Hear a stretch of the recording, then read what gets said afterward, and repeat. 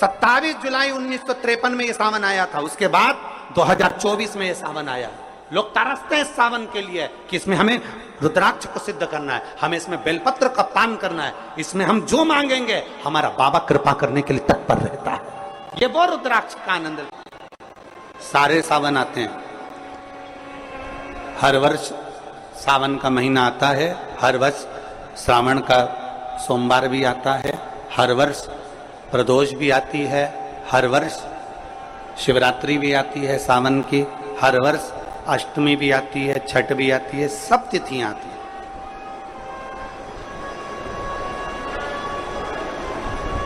ये सारी तिथियां हर साल आएंगी, हर साल प्राप्त होंगी। पर जो योग मेरे देवाधिदेव महादेव का लगा है सोमवार से प्रारंभ होकर सोमवार के विराम का, ये सावन बार बार नहीं आता, ये सावन इतनी जल्दी नहीं आता। जो 72 वर्ष के बाद 27 जुलाई से 1953 के बाद में आज योग लगा, जो 22 जुलाई 2024 में प्रारंभ हुआ।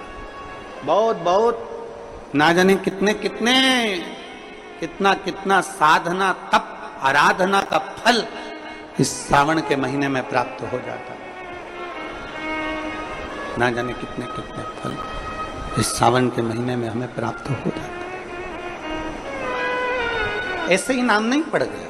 शिव जी कह रहे मैं खुली आंखों से तप करूंगा, नेत्र खोल लिए। शिव महापुराण की कथा कहती है 1000 वर्ष तक मेरे शंकर भगवान ने नेत्र बंद नहीं करे। 1000 वर्ष तक मेरे शिव नेत्र बंद नहीं करे। 1000 वर्ष तक मेरे ओघड़दानी मेरे शंभु नेत्र बंद नहीं करे। लग गए, आंखें झपकी नहीं, पलक झपकी नहीं, नेत्र खुले की खुले। 1000 वर्ष निकल गए, 1000 वर्ष। तब अघोर शस्त्र प्राप्त कर लिया और प्राप्त करते से ही भगवान शंकर ने अपने नेत्र को बंद किया। बंद करते से ही भगवान शंकर का जैसे ही नेत्र बंद हुआ उससे एक बिंदु नीचे गिर गया। जब बहुत देर तक आंख खुली रहती है, बहुत देर तक आंख खुली रहती है, पलक नहीं झपकती, तब आंख में से एक आंसू गिर जाता है। शिव जी की आंख से वो आंसू गिरा। जो तप करा था, जो साधना करी थी, जो अघोर अस्त्र पाने के लिए सारी तप साधना करी थी, जिस अस्त्र के बल पर संपूर्ण ब्रह्मांड की रक्षा करी है, उस तप साधना के बल पर भगवान ने जैसे ही नेत्र बंद करा, बंद करते से शिव जी की आंख से एक आंसू गिर गया और जैसे ही वो आंसू गिरा उससे एक वृक्ष उत्पन्न हो गया जिसका नाम रुद्राक्ष का वृक्ष हुआ। जो रुद्राक्ष, अब जरा ध्यान देना, रुद्राक्ष ऐसे ही नहीं उत्पन्न हो गया। हजारों वर्ष तक मेरे ओघड़दानी ने तप साधना करी और जब नेत्र बंद करे तब आंसू गिरा और उस आंसू से रुद्राक्ष पैदा हुआ है। उस अश्रु से, शिव के उन अश्रु से रुद्राक्ष उत्पन्न हुआ। इतने तप साधना का बल एक रुद्राक्ष में होता है, इतना तप साधना का बल एक रुद्राक्ष में होता है कि अघोर अस्त्र के बराबर, अघोर मंत्र के बराबर शिव का एक रुद्राक्ष होता है अगर वो श्रेष्ठता से धारण किया। इसलिए सोमवार से ये वही जिस समय पर त्रिपुरासुर का वध करा था भगवान शंकर ने और जिस रुद्राक्ष को भगवान ने प्रकट करा था, सोमवार से सोमवार तक की सावन के महीना था जब मेरे देव अधिदेव महादेव ने इस रुद्राक्ष को प्रकट किया था। आप सभी को रुद्राक्ष के प्रागट्य की भी बहुत बहुत बधाई, बहुत बहुत बधाई। रुद्राक्ष के प्रागट्य की एक कथा नहीं है, रुद्राक्ष के प्रागट्य की कई कथा है। रुद्राक्ष के जन्म की एक कथा नहीं, रुद्राक्ष के जन्म की अनेक कथा।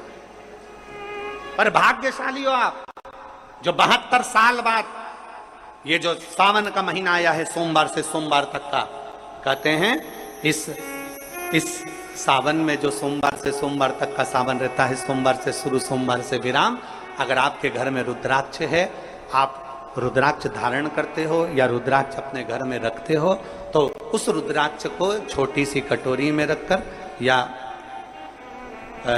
एक पात्र में रखकर 7 बार किसी भी अमावस पर, सावन में जो अमावस्या पड़ती है, ये सोमवार से सोमवार वाली सावन, इसके बाद वाले सावन का हम वर्णन नहीं कर रहा, हम इस सावन की बात कर रहे हैं। या तो अमावस, पूर्णिमा, त्रयोदशी, चतुर्दशी या प्रदोष, शिवरात्रि, अष्टमी, ये ऐसी तिथियां हैं जो सोमवार से सोमवार तक का जो सावन होता है, सावन में कटोरी में रखकर, प्लेट में रखकर, थाली में रखकर 7 बार अपने घर में अगर रुद्राक्ष, तो उसको बलवान बनाने के लिए इसी सावन के महीने में 7 बार तो जल, 5 बार दूध गौ माता का, और 2 बार गाय का घी उस रुद्राक्ष पर लेपित करना चाहिए।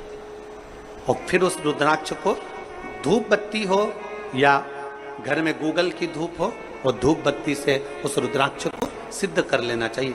कुछ नहीं आता ना, शिव का नाम लो, श्री शिवाय नमस्तुभ्यं बोलो, और उस रुद्राक्ष का स्पर्श कर कर अपने गले में धारण करते हो तो गले में, पूजन में रखते हो तो पूजन में, या किसी कार्य सिद्धि के लिए रखते हो तो कार्य सिद्धि के लिए। अगर ये सोमवार से चालू होने वाले सावन को, सोमवार से विराम होने वाले सावन में अगर हम सिद्ध कर लेते हैं, तो वो रुद्राक्ष हमारे जीवन का सबसे श्रेष्ठ रुद्राक्ष हो जाता है, सर्वश्रेष्ठ। अभी हमारे सीहोर में कुबेरेश्वर धाम पर ये जो सावन का महीना आया है, इस सावन में हमारे यहाँ कुबेरेश्वर धाम पे वैसे तो जो महाशिवरात्रि आती है, जिस समय रुद्राक्ष उत्सव होता है, उस समय पर रुद्राक्ष को सिद्ध कर लिया जाता है। पर जो सावन ये आया है, इस सावन में हमारे यहाँ प्रतिदिन बाबा के रुद्राक्ष को सिद्ध करते हैं। प्रतिदिन नियम है रुद्राक्ष पर जल चढ़ाना, दूध चढ़ाना, घृत लगाना और बाबा के रुद्राक्ष, क्योंकि इतने भक्त आते हैं उनके लिए वो रुद्राक्ष सिद्ध होना चाहिए।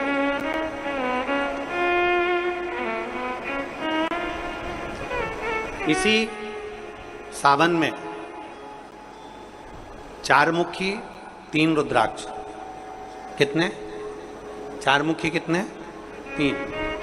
5 मुखी रुद्राक्ष 3 और 6 मुखी रुद्राक्ष 3। इनके बीच में सवा गांठ लगाई जाती है। 4 रुद्राक्ष कितने? जल्दी बोलो। 4 मुखी रुद्राक्ष कितने? 3। 5 मुखी रुद्राक्ष कितने? 3। 6 मुखी रुद्राक्ष कितने? 3।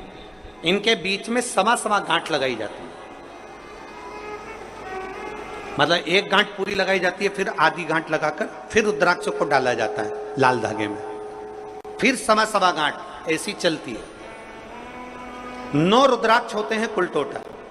अगर ये 9 रुद्राक्ष को शंकर भगवान के शिवलिंग के पास में रखकर, ये सावन, इसको अन्य सावन में नहीं कर सकते, केवल इसी सावन भगवान शिव के मंदिर में शिवलिंग के पास उसको रखकर 7 लोटा जल, 5 बार दूध और 2 बार घृत अगर लेपन कर दिया जाता है उस माला को, और उसी माला को हम बेलपत्री के पेड़ के नीचे बैठकर अपने गले में अगर धारण कर लेते हैं, तो दुनिया का ऐसा कोई कार्य नहीं जो तुम्हारे लिए हो नहीं, पक्के में होकर ही माने। उस रुद्राक्ष का इतना महत्व, ये तुम जो सहज में सुन रहे हो ना, हम फिर कहेंगे मंदिर में, जैसे आप लोग जाते होंगे शंकर जी के मंदिर में, तो ये तो शिवलिंग हो गया, ये जलाधारी हो गई, ये जलाधारी है, ये शिवलिंग है।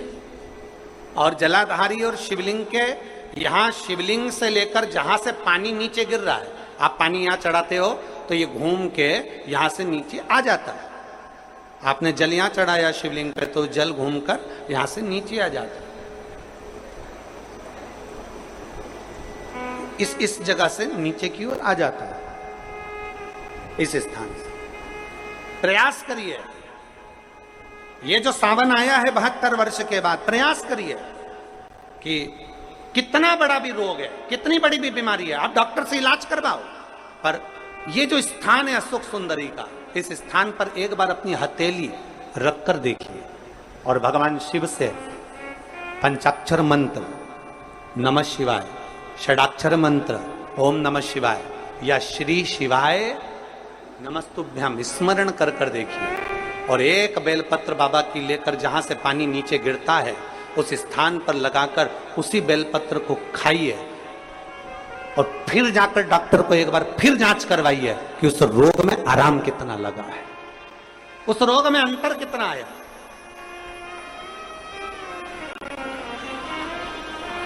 वो सहजता नहीं महाराज, वो शिव है, शिव औघड़दानी है